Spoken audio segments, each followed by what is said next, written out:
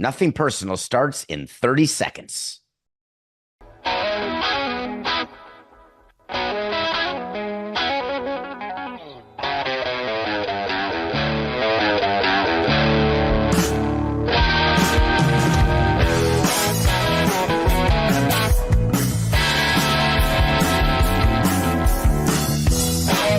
It's just business. This is Nothing Personal.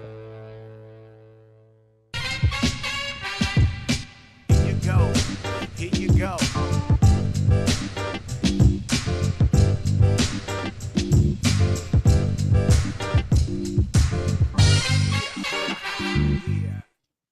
First ballot. That's the Nothing Personal word of the day. It is Wednesday, January 22nd, 2025. And yesterday, live from Cooperstown, was the announcement for this year's class, the 2025 class for the Major League Baseball Hall of Fame. Cooperstown is a magical place. Cooperstown will be welcoming Ichiro. It will be welcoming CC Sabathia, and it will be welcoming Billy Wagner.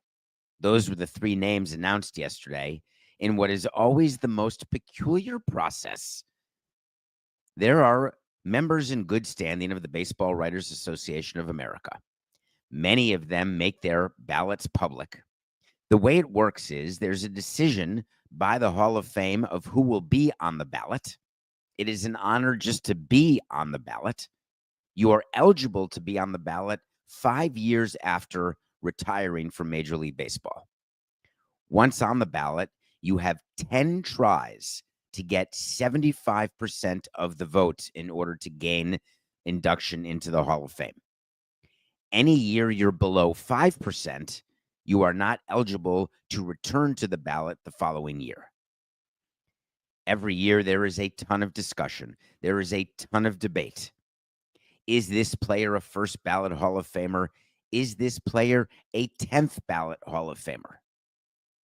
Of course, the debates that happen in bars and in classrooms and in chat rooms all around the country and world is what exactly changes from year 1 to year 10 that would make a player a Hall of Famer.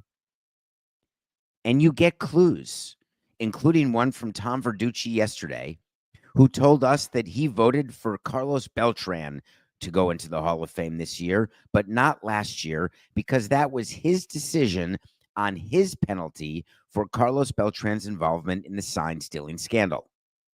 There is no prescribed way for any writer to penalize any player for any sort of infraction that may have taken place during the course of a career. We have seen the way certain players who are attached to performance-enhancing drugs have been treated, whether it's Barry Bonds and Roger Clemens, who went through their 10 years without election, or whether it is other players who've been associated with PEDs who have been elected. The current players on the ballot with steroid implications, if not more, Alex Rodriguez and Manny Ramirez, have stayed in the 30 percentile. There are writers who say, we're good with it. There's other PED players in the Hall of Fame, so they should be too. Other writers say they will never vote.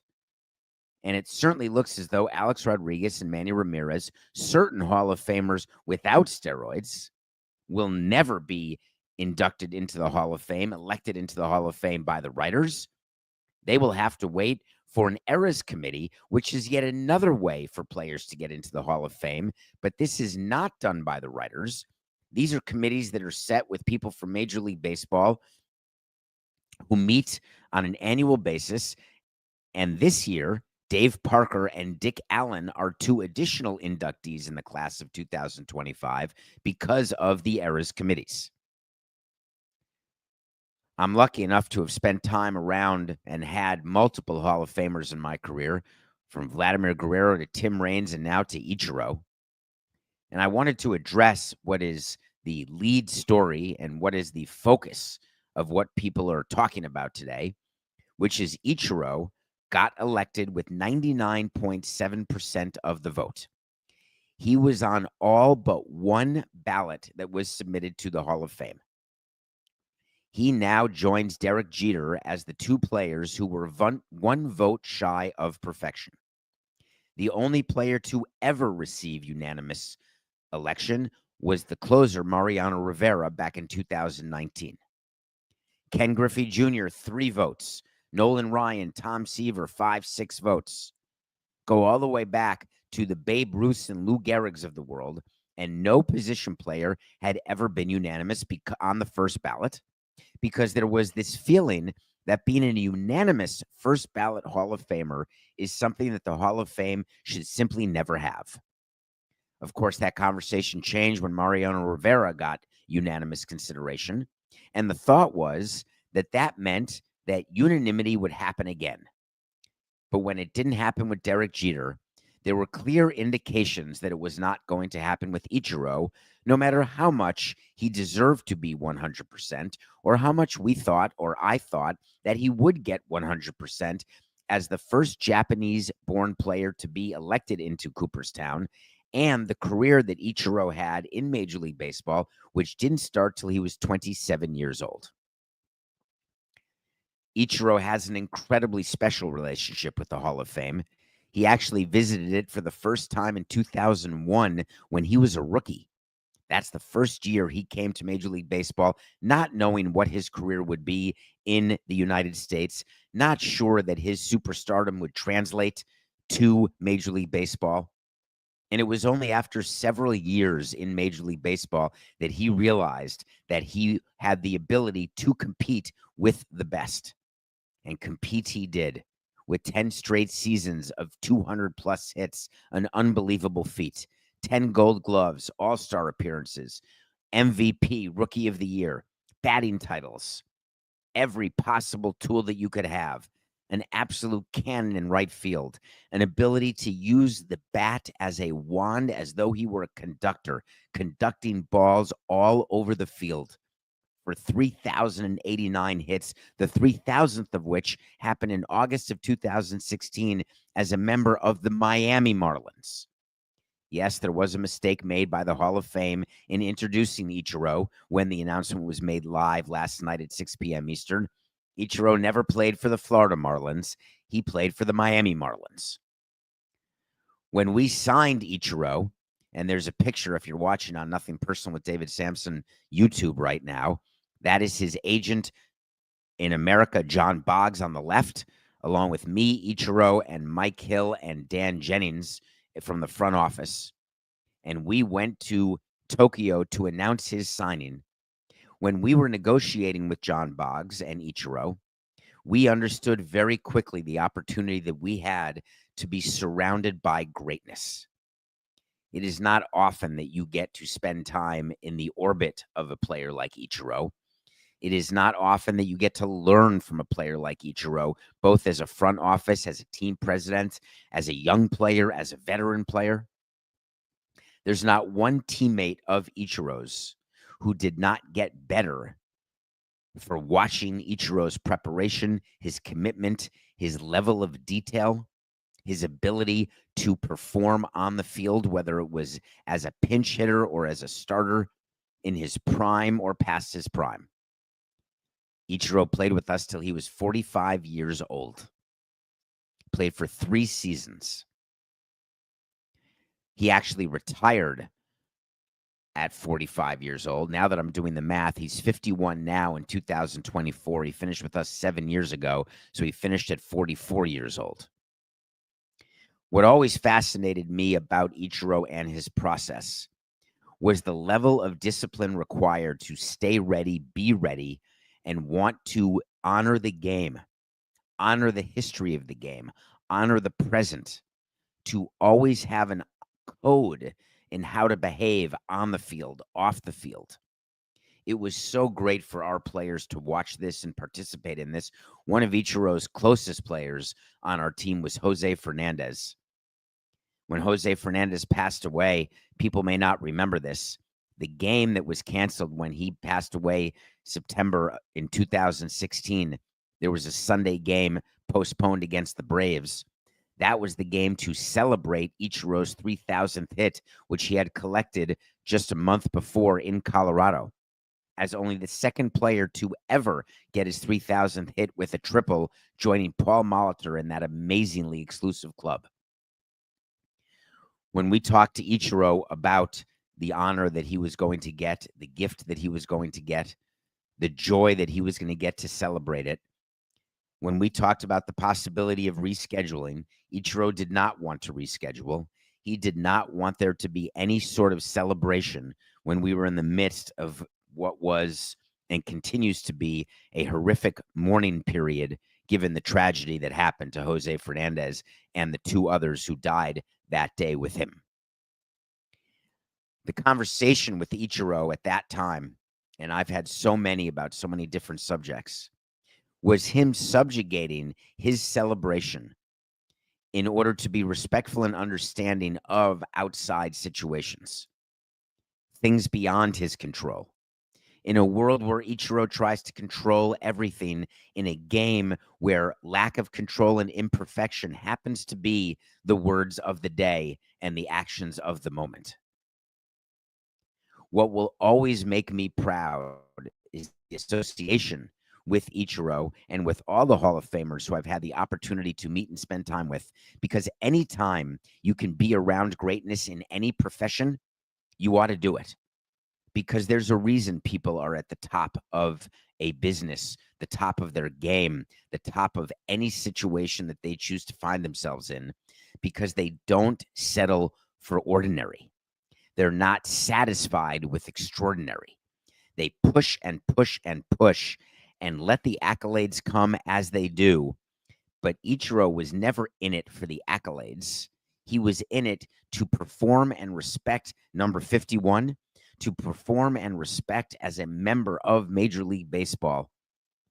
Do you know the only time he was ever on the injured list was after he participated in the World Baseball Classic and was so invested in his country and performing for his country that he had an ulcer, and that caused him to be put on the injured list, then called the disabled list. That's the only trip he ever made. And to this day, Ichiro is spreading his knowledge and wealth of knowledge to the players in Seattle, dressing each home game, working out with the team every day in spring training and during the season, being the center of explaining and talking to players, many of whom were, is this possible? Many of whom who were not born. This can't be true. Ichiro started in 2001. There are people on the Mariners who were born after he started in Major League Baseball. Time flies. Congratulations to Ichiro. CC Sabathia, when he was told he was making the Hall of Fame, was surrounded by people, celebrated, and started immediately tweeting about how honored he was to be a first ballot Hall of Famer, to be in a class with Ichiro and Dave Parker and Billy Wagner and Dick Allen. CC Sabathia's election as a first ballot Hall of Famer changes everybody's perceptive of what it means to be a first ballot Hall of Famer. It used to require 300 wins for a pitcher to be considered for the Hall of Fame. CC Sabathia has 251. But when you look at the number of years of greatness that CC had with Cleveland, with Milwaukee, that run with Milwaukee, getting back to Bob Uecker, I remember Bob Uecker asking clearly, how could every team not have traded for CC Sabathia when he carried Milwaukee to the playoffs that year when they had not been in so many years? Of course, he then went to the Yankees as a free agent and will go into the Hall of Fame as a Yankee, having had a glorious career, including a world championship in 2009 and a Cy Young Award. But having CC Sabathia as a first ballot Hall of Famer, that will make starting pitchers going forward have more opportunities to gain access to the Hall of Fame than you would have thought possible. The third candidate, Billy Wagner, is an interesting one. He hasn't had a save or blown a save in the last 10 years. His candidacy grew from a small percentage in the first ballot all the way up to over the required 75 in this 10th and final year. And his emotion when he got the call shows you, first of all, do you all remember Billy Wagner? If you're a Mets fan, you may. If you're an Astros fan, you may. If you're a Braves fan, you may not. What I remember about Billy Wagner when he was on the Mets and we were facing them 19 times a year is we were very clear with our players. If you get to the ninth inning and you are losing the game, you've lost the game. You will not get to Billy Wagner. Billy Wagner is not an imposing physical presence. He's barely a few inches taller than I am.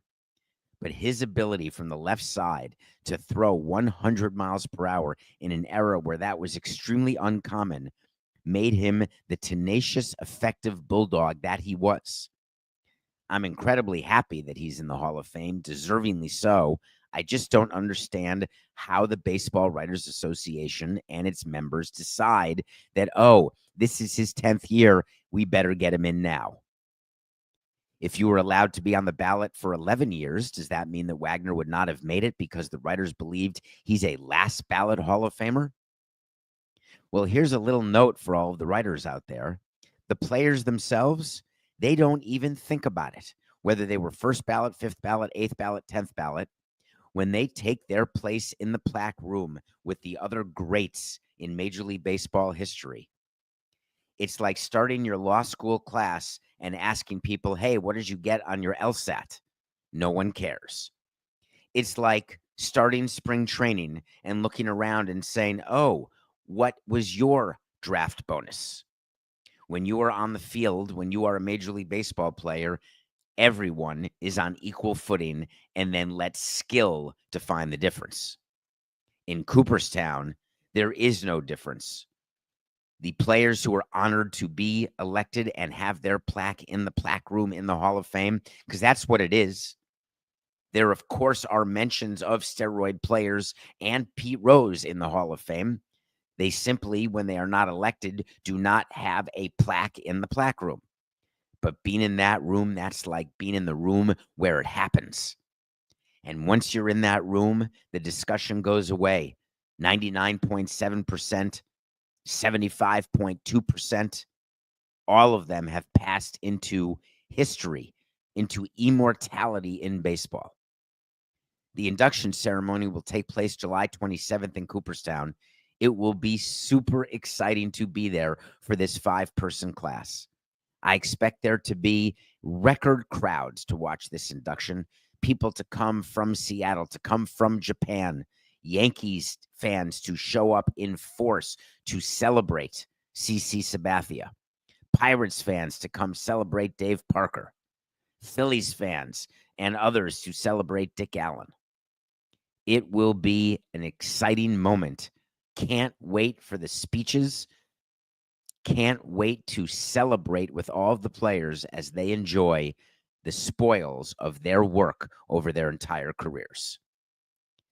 Of course, like everything else, and this has driven me crazy for years, did this, whether it's at CBS or any other network I've ever been on or associated with, at the end of every season, the final thing discussed, I do this every year after the World Series, the final thing discussed is, what are the odds to win the World Series next year?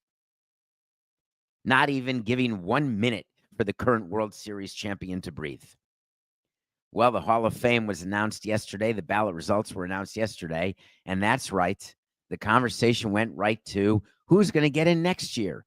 Who's going to join the ballot? Will Gio Gonzalez have a chance or Matt Kemp as a first ballot Hall of Famer?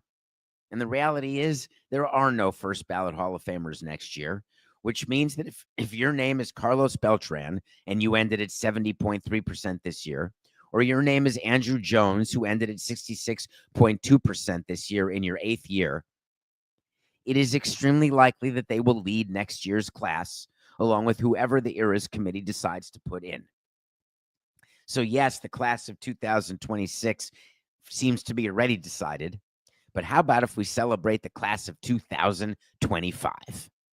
Congratulations, Billy, CC, and of course, Ichiro. Getting back to players who want to be in the Hall of Fame, who are starting their careers, I wanted to go right to a question that one of you asked. Coca? You know what I want? I want to talk to Samson. So You Want to Talk to Samson. That's from a movie for all the new listeners and people who are watching on DraftKings for the first time or live on YouTube right now. There's a movie called Half Baked. Yes, it's called Half Baked, and boy, is it good, especially with some yummy frosty cupcakes. There's a character there named Samson, and people always want to talk to him. Well, if you want to talk to me and get your question on an episode of Nothing Personal, then submit a question to davidsamsonpodcast.com or at David P. Samson on X, Instagram. I'm easy to find. Not easy to understand, but easy to find. David, did you see that 11-year-old collector found the Paul Skenes rookie card? What's the deal you would do? And bonus question for you, will the Pirates sign Skenes long term? Well, thank you for asking about this, because when you ask me a question on a subject for the next day's show that you suspect I'm going to talk about anyway, there's a decent chance your question is going to make the show. What's the backstory here? There is a baseball card that is a one-of-one Paul Skenes rookie card. It includes a Paul Skenes autograph. It includes a part of a Paul Skenes jersey. And it was part of a hobby box that in some cases can cost thousands of dollars. There are many of them, and it's like a lottery ticket. You buy it and you hope that the autograph you get is going to be more valuable than the price of the box. There are very few 11-year-old collectors that I've come across in my career. I've certainly come across 11-year-olds trying to get autographs and trying, much like the Wembanyama jersey situation, trying to either stump for adult collectors or for their own parents. Sometimes there are kids who actually just really want to meet a player and get an autograph. This 11-year-old, there is very little chance that an 11-year-old from Los Angeles was interested in anything other than hitting the lottery, which he did. The Pirates came out long ago when it was announced that there was this one Paul Skenes rookie card contained in one pack in one hobby box. And the Pirates, and we discussed this on a previous episode, came up with what they thought would be a great PR move for them. Of course, the PR move was not announced at their Pirates Fest, where the owner and the team president were pilloried for the lack of competitiveness, for the lack of payroll, cries to sell the team, which of course they're not going to do. Bob Nutting has never indicated that he's interested in selling the team, no matter what the payroll is. The Pirates had a trade ready that they were going to offer whoever found it, the Paul Skenes card, 2 Pirates season tickets behind home plate for 30 years. A meet and greet with Paul Skenes, 2 Paul Skenes autographed jerseys, a softball game for 30 at PNC Park, coaching from some of the Pirates alums, I assume not Barry Bonds, a private tour of Pirates City, Pirates game with Livy Dunn in her suite. Is that interesting to an 11-year-old from Los Angeles? The Pirates doubled down on their offer when they learned that the 11-year-old from Los Angeles had gotten the card. And I wondered why. What in that trade is of interest to the 11-year-old? What is the monetization event for that 11-year-old? To resell Pirates tickets in a stadium that has proven that it doesn't sell out over the next 30 years? To meet Paul Skenes? You can call his agent and get a meet and greet for probably $25,000. You want autographed jerseys? You can go on eBay. You want to call the Pirates and get a tour or a softball game? All of that you can get, say, for $1,000. Say it's even $5,000. You want to sit with Livy Dunn and have her posts so you can get more posts? Trust me, you have very little chance of becoming an Instagram influencer. So what is it about that trade that would be attractive to anybody? And the answer is nothing. It was done solely as PR. The Pirates don't expect that there will be an opportunity to get this card back to either give to Paul Skenes or to put into their Hall of Fame. Because if they did, I've got another suggestion. Why didn't they just call the Los Angeles Dodgers, where the kid is from, and ask the Dodgers to put together a package? Now, Dodger season tickets for 30 years, I can monetize that. Get me some Ohtani stuff, a meet and greet with Ohtani, maybe a sponsorship deal with Sasaki and Yamamoto. Maybe a private I can do the lineup with Dave Roberts. But the 11-year-old collector likely would have still said no to that as well. What they are likely interested in is cold, hard cash. You are going to see this collector, this 11-year-old, not put the Paul Skenes card on his bulletin board or tape it up above his bed. You are going to see it appear on some auction site where it will pay for his college. Of course, selling the Paul Skenes card now is the exact right thing to do, because can Paul Skenes get better? Can the noise around Paul Skenes get louder? In theory, the answer is, if he continues to perform at the level he is, which is highly unlikely, that he will be this sort of superstar all the way up to free agency for 5 more years without any sort of injury setback, without any sort of drop in performance. It's sort of like selling the Aaron Judge dropped ball from the World Series right after it happened, or the Freddie Freeman grand slam right after it happened. There is nothing like the value of prisoner of the moment. And in that business, prisoner of the moment tends to win the day. Paul Skenes is a very interesting situation. There's something going on in Pittsburgh, and I want to talk to all the Pirate fans out there, all the people angry that Paul Skenes has not been offered a long-term extension quite yet. Signing a player at his top is never good business. Paul Skenes already has a 5-year contract with the Pirates. He's only been in the big leagues 1 year. He's got another year, and then another year, and then 3 years of arbitration as a 3, 4, and 5. He is signed to a 5-year contract. We just don't know how much he's going to get paid.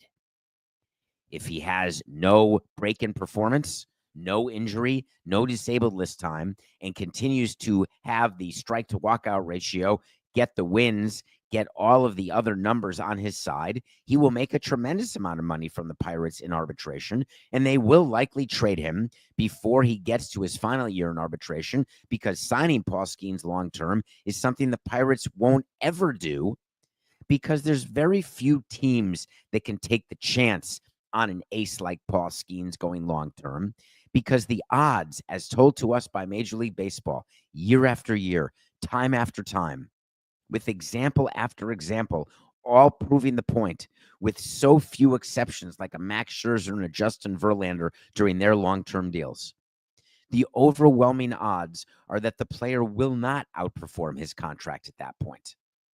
And when you've got too many players who are not outperforming their contract, you find yourself in a situation where you cannot win. If you're the Dodgers, if you're the Yankees, if you're the Mets, the ability to cover up mistakes, to allow for players who don't outperform their contracts, you've got that ability. For the rest of the teams, you simply don't. But it doesn't mean you shouldn't enjoy Paul Skenes for the next 5 years. You should. It doesn't mean the Pirates won't compete for the next 5 years. They're going to try. But would I sign Paul Skenes long-term, longer than the 5 years I have him? Not now, I wouldn't. I appreciate you asking that question. All right, Coca, let's take a break. When we come back, we're going to review a movie that it was directed by David Lynch, who recently passed away. And then we're going to talk about what the Chicago Bears did and why all of a sudden a coaching hire can somehow change everybody's perception of a franchise. We'll talk about all that and more when we're back after the break.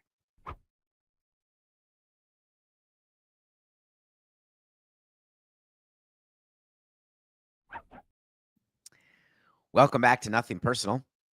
It's David Samson coming at you live from the great state of Washington. It is 5:30 a.m. Pacific time, 8:30 a.m. Eastern, and if you're watching on DraftKings, it's 10:30 Eastern.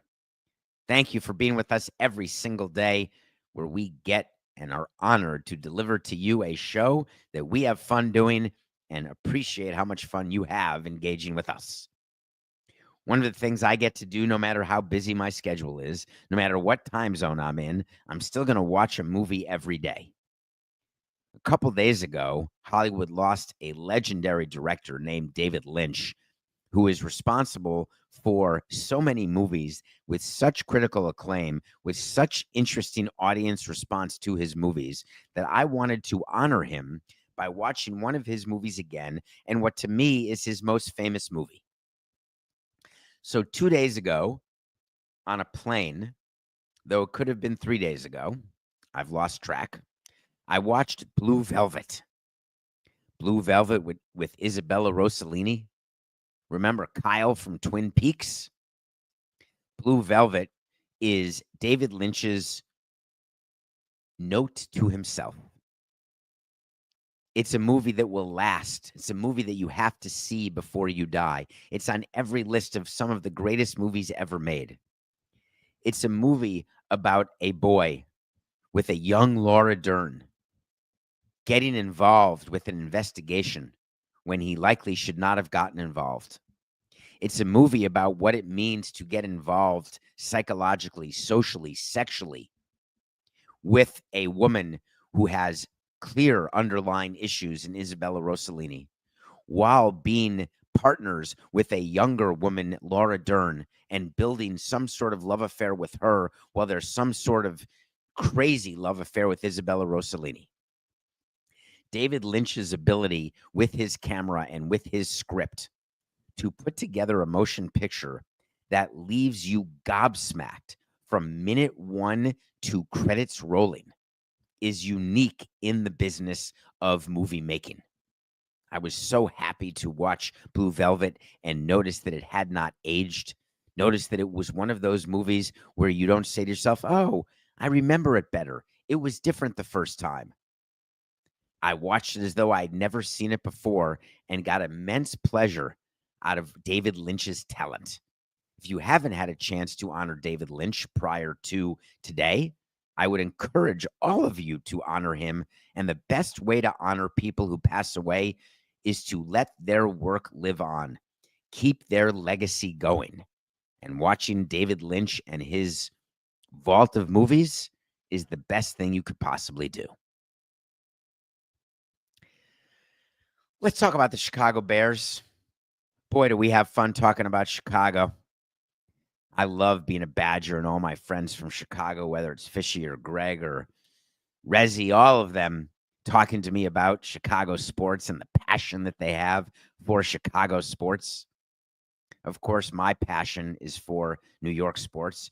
My hatred of the 1990s Bulls is born of simple jealousy. Anytime Chicago fans complain about their lot in life, I point out the 2005 World Series for the White Sox, the 2016 World Series for the Cubs, the 6 championships for the Bulls with Michael Jordan. And while a lot of those seem to be far in the rearview mirror, those of you born after 2005 say to yourselves, well, all I got to enjoy was the Cubs, and I'm a South Sider. All I've seen is mediocre Bulls, disgraceful White Sox, unhappy Cubs not willing to spend money while building up Wrigleyville. What about the Bears? The Bears. Whether it's George Wendt or Chris Farley, the thing about the Bears is that those fans expect and demand being competitive every single year, honoring not just the Jim McMahon days, but honoring the history of that proud franchise. The Bears have been the source of like an unending scab for Bears fans that you pick and then wonder why it bleeds and that you run out of Band-Aids when the pus gets through your shirt. But then they got a quarterback named Caleb Williams. Then they got a president named Kevin Warren who told you that he's going to spearhead a new stadium project in downtown Chicago. And then he's going to spearhead a project in Arlington. And then he's going to spearhead a project in other suburbs. And then you realize, wait a minute, we still don't have any project at all. We are stuck in the old renovated Soldier Field, wondering what will become of our great team in our great city. Are we in danger of losing them? No. Are they in danger of leaving downtown Chicago? Maybe. Is it a relocation when they do what the Browns did and move to the burbs? No, not at all. But the Bears, with their newly minted rookie quarterback, who's no Jaden Daniels, but Caleb Williams in his own right has an opportunity to be great. The Bears have had a hard time figuring out who should coach them. Wouldn't you know it, just yesterday it was confirmed that Ben Johnson will be the head coach of the Bears. Yes, that Ben Johnson, the offensive coordinator for the Detroit Lions during their recent run, including for their playoff loss this past week in the divisional round. Yes, the Ben Johnson who had been rumored to take a coaching job for 2 years, who denied even interviewing for jobs last year. The same Ben Johnson who I told you in a wait to see way back on January 31st, 2024, when I said Ben Johnson will not be a head coach in 2025 because of the way he reacted to interviews back in 2024.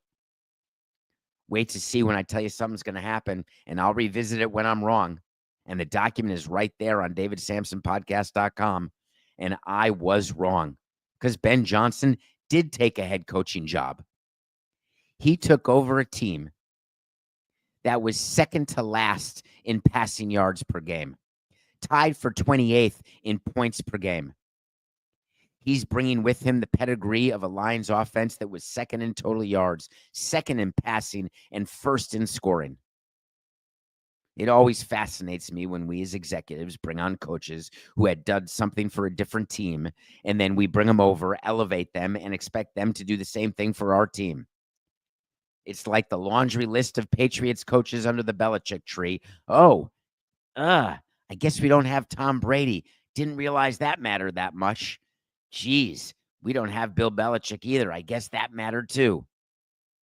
Ben Johnson's going to be in for a rude awakening when he gets to Chicago, when he realizes that the reason why he's so successful is that he had players with the Lions who were simply unstoppable.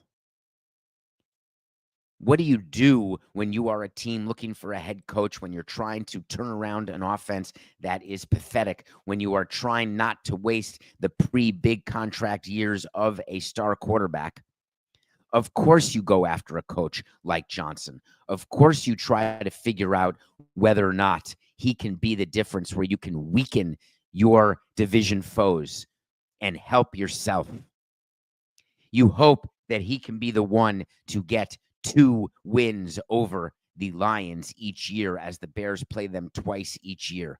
You hope that he can lead your Bears to wins over the Packers and Vikings, all of whom made the playoffs over the Bears this season. It is like page 2 of the playbook when you bring in a coach like that. And then no sooner than the first spring training practice. Of course, it's not spring training in football. No sooner than the first practice does the coach say to his family, certainly not to the president, certainly not to the owner, but it takes one practice for the coach to say, it's going to be a personnel issue, isn't it? But Ben Johnson has 13 million reasons annually at the tender age of 38 to turn things around, to change the organization and acquire the players the way the Lions built their team, to try to emulate the Detroit Lions, put the offense in that he knows while getting a strong defensive coordinator. The way to win in the NFL, as we're seeing with the Final Four teams, you need offense, you need defense, you need special teams, you need luck, you need a kicker. Ben Johnson will not be the magic elixir that will lead the Bears to the promised land. But he gets to enjoy these months having just come off a horrible playoff upset. And he gets to enjoy a honeymoon period in Chicago as he looks not for Michael Jordan's old house, because that was just sold, but as he looks for another house, likely in the northern suburbs of Illinois, trying to lead the Bears back to a place they have not been in what fans believe and feel, rightly so, has been decades.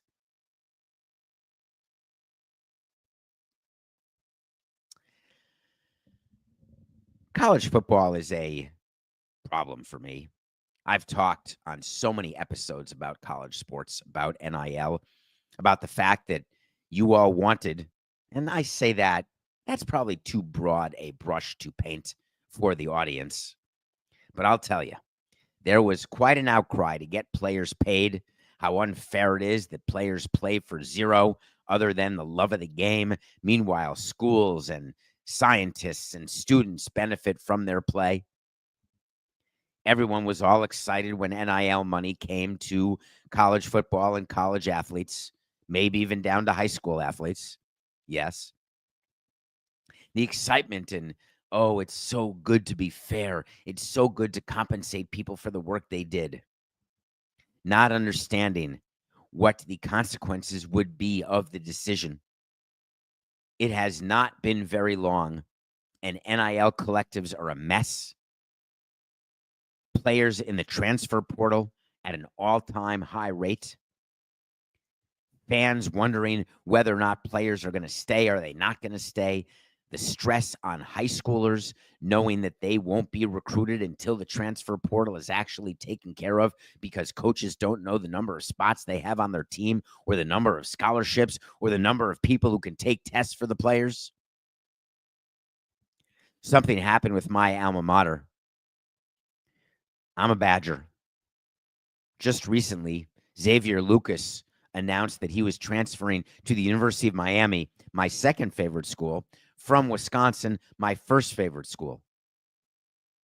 Players transferring from school to school is a Tuesday. That is the world in which you wanted created and the world which exists now. But how about this unintended consequence? Wisconsin has lost its mind. They issued a statement this past weekend after Xavier Lucas transferred to Miami, and they said that he had a 2-year contract with NIL, a 2-year agreement with the Wisconsin Athletic Department, and that he was paid a substantial amount of money, and that 2-year contract remains in effect and enforceable. I quote, Wisconsin accused Miami of tampering.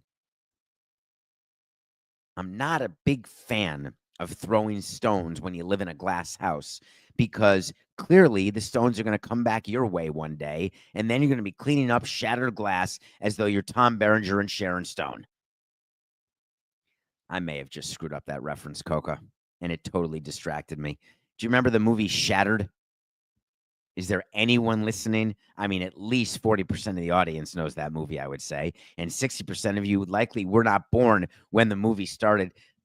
Coca's silence would indicate to me that he may not have heard of it either, and I may have gotten the stars wrong. But shattered dreams, shattered homes, all comes from Wisconsin alleging tampering when there's not one Division I school that is not tampering with students, athletes, prior to them officially being in the portal. And Xavier Lucas, by the way, never even went into the portal and just appeared to almost defect from Wisconsin, from Madison, and get his way to Coral Gables. Now you've got conferences who are forced to back up their member teams. The Big Ten Conference is, of course, going to back Wisconsin in this. They had to release a statement. Their statement said that as student athletes become active participants in revenue sharing, it is critical that agreed to obligations be respected, honored, and enforced. They are hoping for substantive reform on all of these tampering issues, transfer issues. There are rumors that Lucas never even went into the portal. His lawyer actually came out and said very specific things. Big Ten continued by saying that Miami's actions undermine the efforts of its own conference as the ACC continues its collaboration with the other four conferences in developing a sustainable framework for college sports. Remember, the Big Ten is working with the ACC. Now the ACC is doing something to pluck a player from the Big Ten. What we've tried to tell you is that all of the kumbaya that you are hoping happens between the power conferences, all of the conference instability that has led to universities changing defections from one conference to another, and all of you saying it's free market. What an amazing thing for schools to be able to do this. What an amazing thing for players to be able to do this. Here's the problem. The mess that you've created requires the very governance that you're trying to do without. The protections that need to be put in place can only be put in place by entities that are able to look at the full picture, not just the self-serving picture of a school or a conference. It's the same irony of anarchists having a club that they belong to and annual meetings and electing a president, vice president, treasurer, and secretary. The whole concept of anarchy is not to have any governance like that. Anarchy. Do you want anarchy in college sports? Do you think that that's a positive for the value of broadcast deals? Do you think it's a positive for the value of teams when you've got private equity nosing around trying to invest in certain programs? When you don't know what your assets are from a year-to-year basis because you have no contractual protections at all? No guardrails? I'm not a fan of major regulation. I'm not a fan of major federal governmental interference, but I'm certainly a fan of everybody playing by the same set of rules, because if you don't, you may find yourself at the disadvantage when you think that it's actually your advantage. It's like the story of looking around at a poker table and saying, I wonder who the sucker is. If you don't know who the sucker is, the saying goes, then you're it. If these conferences don't realize how bad it is for what Lucas did by going from Wisconsin to Miami, they don't realize that soon their conferences will suffer the same fate, as will their teams. How does this end? This ends with more rules and regulation, whether it comes from the legislative branch of the United States of America or whether it comes from the NCAA governing body. There will have to be clarity after all of the lawsuits that have taken place to get the players where they are today. And there'll have to be rules put in place, because you cannot have this narrative going around that you are subject to the whim of any other team going after your assets. And yes, I didn't say that word by accident. The players are assets to the universities, and the players are now compensated as assets.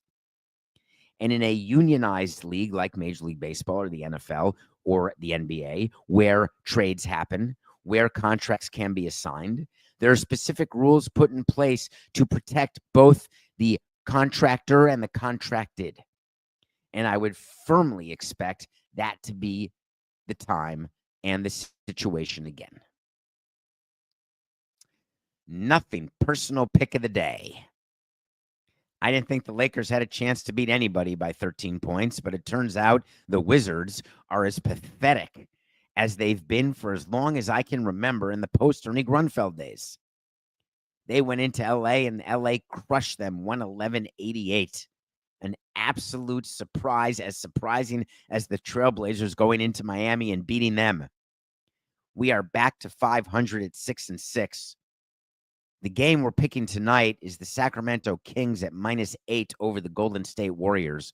The Warriors are in trouble. They're 3-5 in their past 8 games. They just lost to the Celtics by 40 points at home. Recently, earlier this month, they lost to the Kings, these very same Kings, by 30 on January 5th at home. It will be surprising to see the Warriors do anything other than continue to fade after their hot start. it will not be surprising, as we talked about earlier, to watch Steph Curry and Draymond Green try to save the Warriors from doing any stupid moves, knowing that the Warriors are not one trade or one player away. In fact, they are at the end of their dynasty with Steph Curry and Draymond Green, no matter who is added to that mix. And the sooner they realize that, the better off the fans will be in Golden State and the results will be on the field. No matter how you've been the greatest player of all time, Father Time is going to win because it's just business. We'll be back tomorrow from a new location. This is Nothing Personal.